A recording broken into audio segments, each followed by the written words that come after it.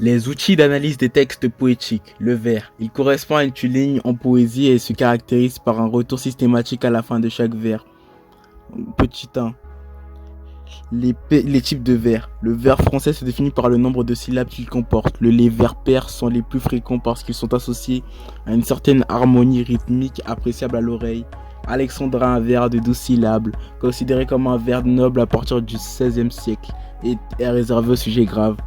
Ce soir, l'odeur du sang, demain, l'odeur des morts. Victor Hugo, La bataille perdue, Les Orientales, 1829. Décasyllabe, le vers de 10 syllabes, souvent utilisé dans la poésie épique et lyrique car rythme dynamique. Il est un air pour qui je donnerais tout Rossini, tout Mozart et tout Weber. G de Nerval, Fantaisie Audelette, 1853. Octosyllabe, vers de 8 syllabes, très employé au Moyen-Âge, rythme rapide propice aux images. Et les enfants s'en vont, devant les autres suivants en rêvant. G. Apollinaire, Saltimbanque, Alcool, 1913. Hexasyllabe, vers de 6 syllabes, perçu comme plus léger, souvent utilisé comme dans les chansons. Semer la graine, je connais la chanson qui chante la sirène au pied de la maison. R. Desno, Siramour, Fortune, 1942. Les vers pairs sont les plus fréquents, mais il faut avoir en tête que les vers impairs existent. Le pentasyllabe, vers de 5 syllabes. L'heptasyllabe, vers de 7 syllabes. L'énéasyllabe, vers de 9 syllabes. 2. Le décompte des syllabes. Le E se prononce dans le vers à condition d'être suivi par une consonne ou un H aspiré. Le E reste muet en fin de vers, ou avant un mot commençant par une voyelle. Deux voyelles qui se suivent à l'intérieur d'un mot peuvent se prononcer de deux manières différentes. En une seule syllabe, c'est la sirénaise.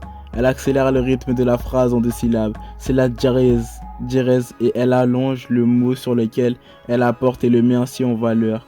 Rime et strophe. Une rime est la répétition d'un son commun en fin de vers. Elles permettent d'organiser le poème. Petit 1. Les rimes. Selon la versification classique, il doit y avoir une alternance entre rimes féminines qui se terminent par un E et rimes masculines toutes les autres. La qualité des rimes correspond au nombre de sons communs qu'elles comportent. Rime pauvre. Un seul son commun, beau, nouveau. Rime suffisante. Deux sons communs, soudain, dedans, dédain. Rime riche. 3 sons communs et plus, toujours, séjour.